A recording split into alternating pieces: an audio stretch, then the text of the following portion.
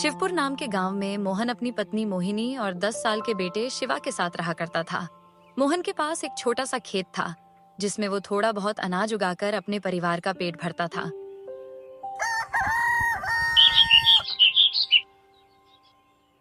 सुनो मोहन जी, इस बार आप अपने खेत का अच्छे से ध्यान रखना। कहीं पिछली बार की तरह हुआ तो हम तो भूखे ही मर जाएंगे। हाँ, तुम सही कहती हो मोहिनी।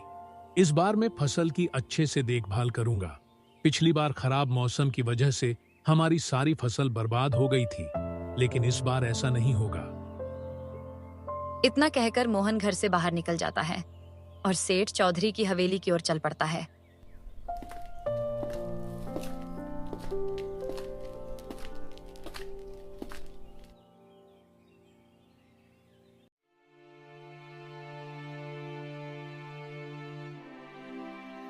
राम राम चौधरी जी।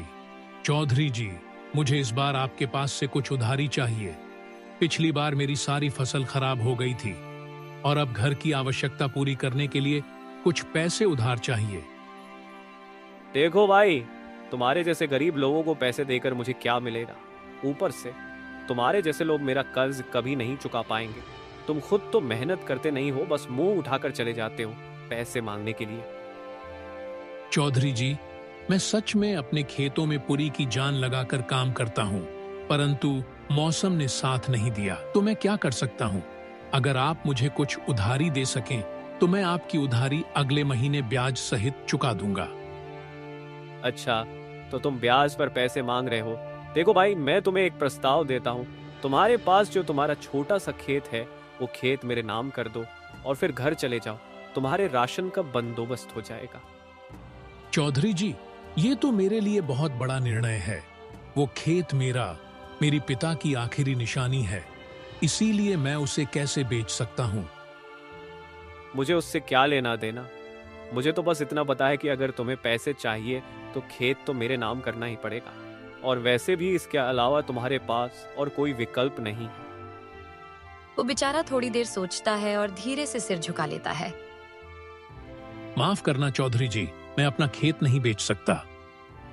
इतना कहकर वो उदास मन से अपने घर की ओर चल पड़ता है। अरे आप कहाँ चले गए थे? मैं कब से आपकी प्रतीक्षा कर रही थी।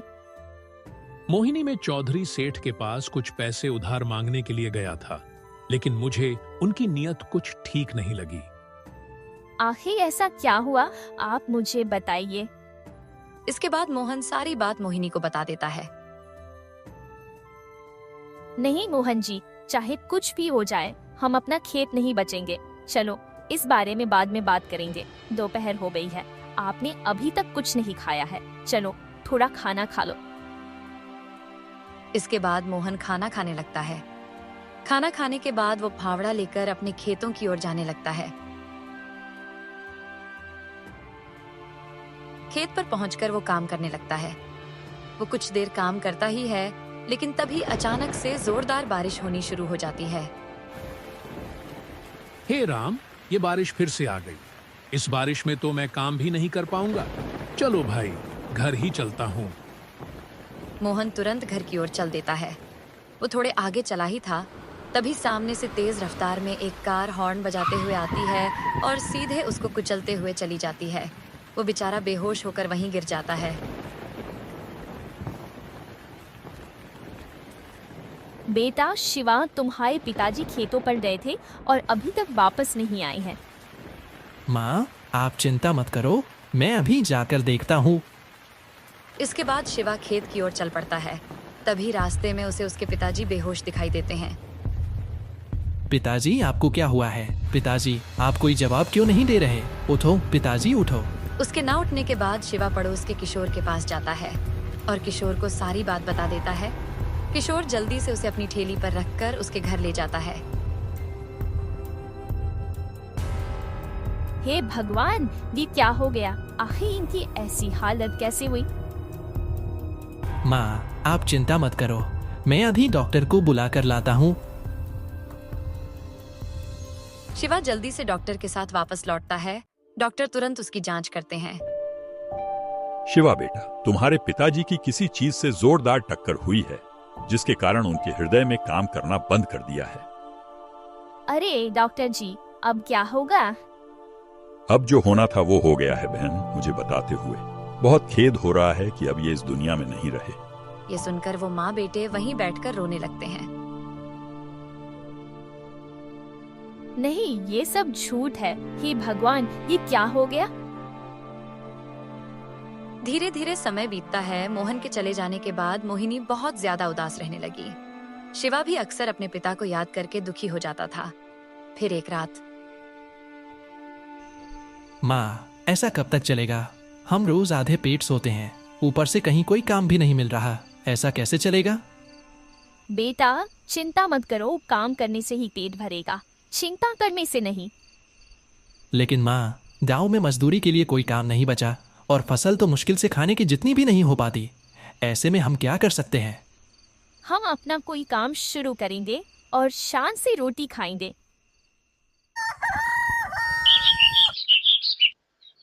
अगली सुबह माँ और बेटे झोपड़ी के बाहर बैठकर सोच रहे थे। हाँ माँ, ये विचार तो बहुत अच्छा है, लेकिन हमारे पास तो कुछ भी नहीं है। हम दुकान कैसे खोलेंगे? बेटा, हमारे पास संयम और भगवान का आशीर्वाद है। मैं पराठे अच्छे बना सकती हूँ। अगर सड़क किनारे छोटी सी दुकान डाले तो हमारा काम बन सकता है। लेकिन माँ, उसके लिए तो चूल्हा, आटा, सब्जियां और तेल मसाला सब कुछ चाहिए, लेकिन हमारे पास तो एक भी पैसा नहीं है। बेटा, कुछ भी आसान नहीं होता, हमें प्रयास तो करना ही पड़ेगा। मोहिनी अपनी पुरानी सोने चूड़ी निकलती है और पास ही के सुनार की दुकान पर जाती है।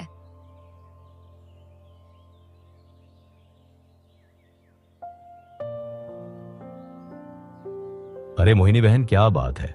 तुम ये चूड़ी क्यों बेच रही हो?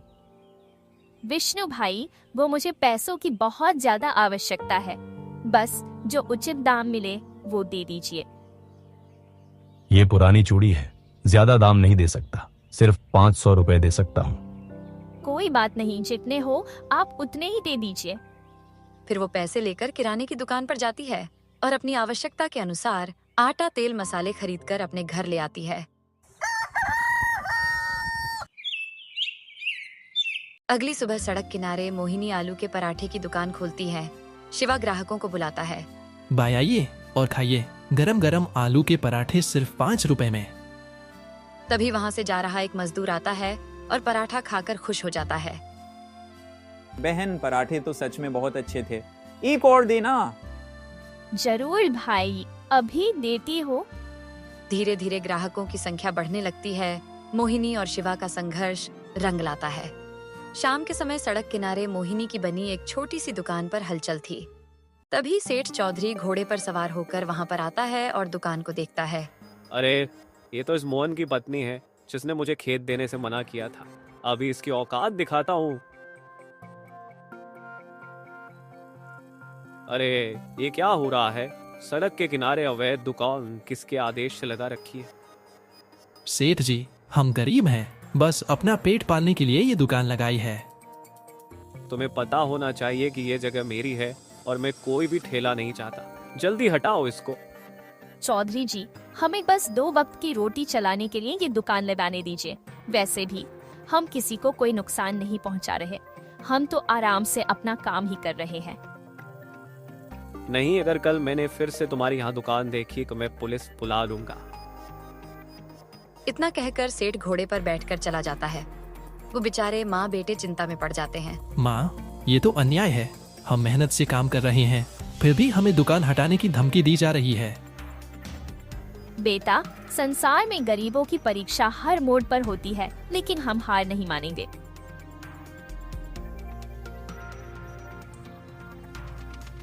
रात का समय झोपड़ी में माँ बेटे बैठकर सोच रहे हैं।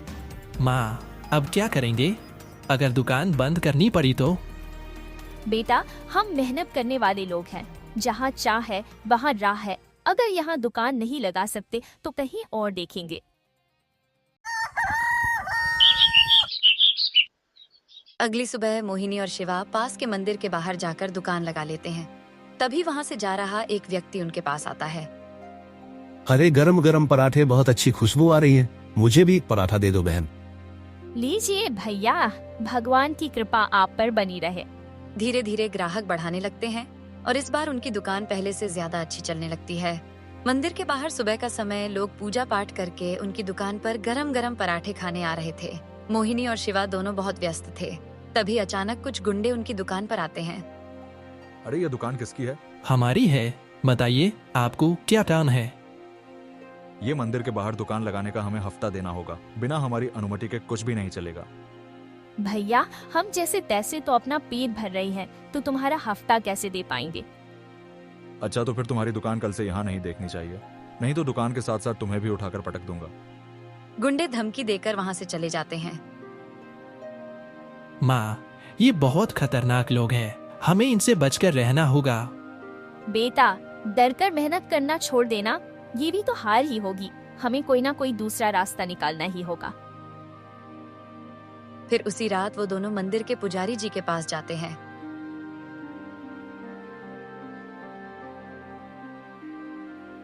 पुजारी जी, हमारी सहायता कीजिए। कुछ गुंडे हमारी दुकान बंद करवाना चाहते हैं। बेटी, तुम अच्छाई और सच्चाई से काम कर रही हो, तुम चिंता मत करो। मैं कल गांव वालों से बात करूंगा। अब तुम आराम से अपने घर जाओ, क्योंकि रात काफी हो चुकी है।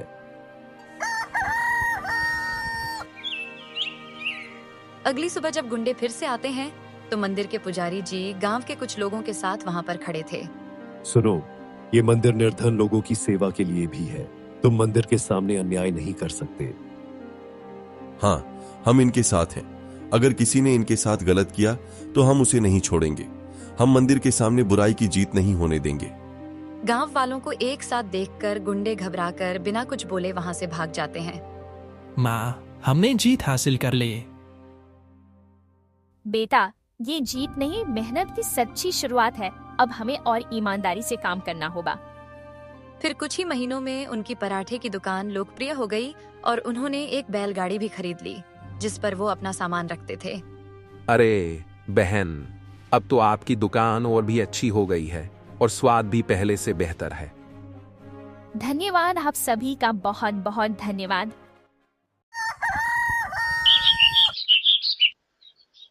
माँ, आज हमने इतने पैसे कमाए कि हम अच्छे कपड़े और कुछ अच्छा सामान और खरीद सकते हैं।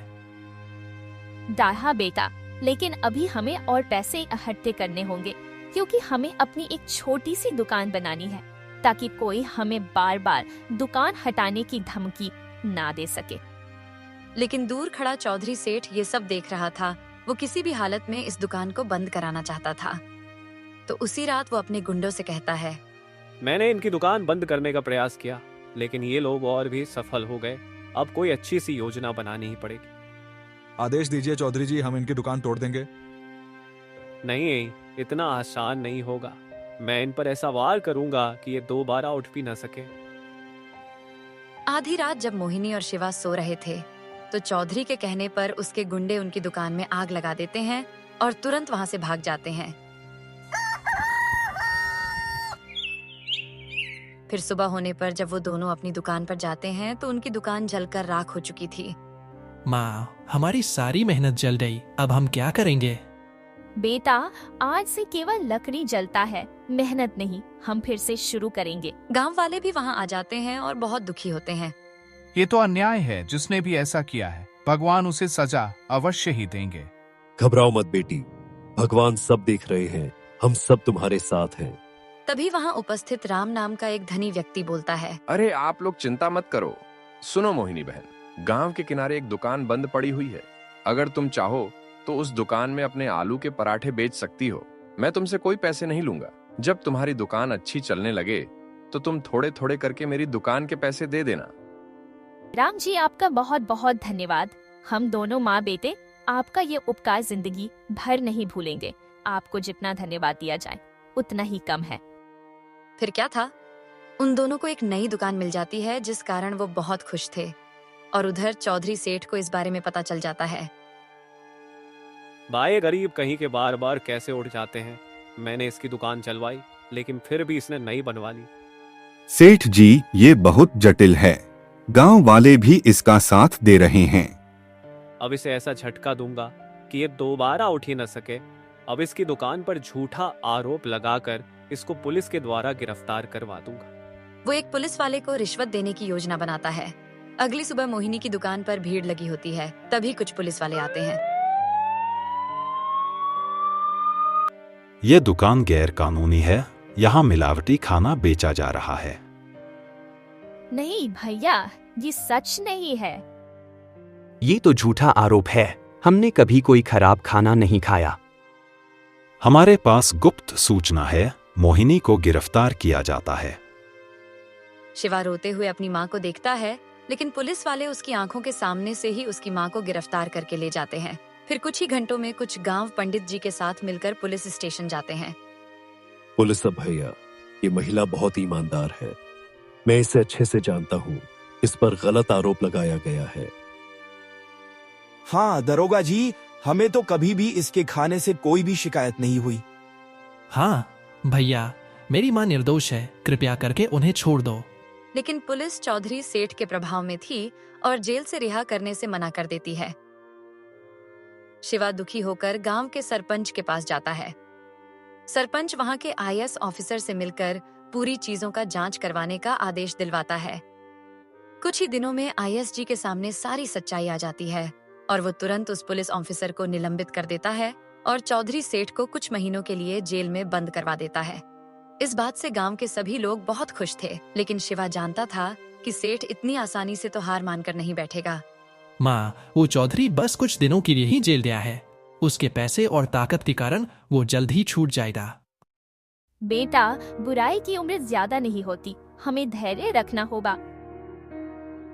नहीं माँ, इस बार मैं उसे ऐसा सबक सिखाऊंगा कि वो दोबारा कभी किसी गरीब को परेशान न कर सके। शिवा गांव के सरपंच और पंडित जी के पास जाता है। बेटा, अगर हमें उसे हमेशा के लिए सजा दिलवानी है तो हमें और सबूत इकट्ठे करने होंगे। हाँ, हमें उसके पिछले अपराधों का भी पर्दाफाश करना होगा।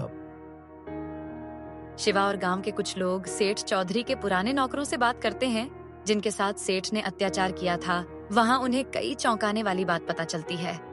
हाँ, सेठ जी ने कई गरीब लोगों के खेत घर और संपत्ति जबरदस्ती हड़प ली थी।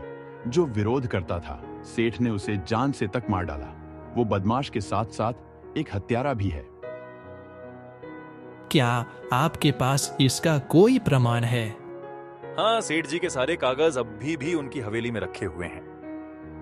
शिवा गांव वालों के साथ सेठ की हवेली में जाता है और चुपचाप सारे कागज निकाल लेता है। उन कागजों में कई किसानों के धोखे से हड़पी गई संपत्ति और खेतों के प्रमाण थे।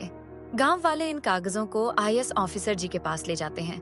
इन नए प्रमाण के आधार पर चौधरी सेठ पर धोखाधड़ी, संपत्ति हड़पने और सबसे बड़ा निर्दोष लोगों की हत्या करने का आरोप सिद्ध हो जाता है, जिस कारण उसे आजीवन कारावास हो जाती है और गांव खुशी से झूमने लगता है। वो माँ बेटे फिर से अपनी दुकान पर लौटते हैं। अब उनकी दुकान पूरे गांव में प्रसिद्ध हो गई थी। वो लोग अब जरूरतमंद लोगों को मुफ्त में खाना भी खिलाते थे। सीताराम, राधे राधे।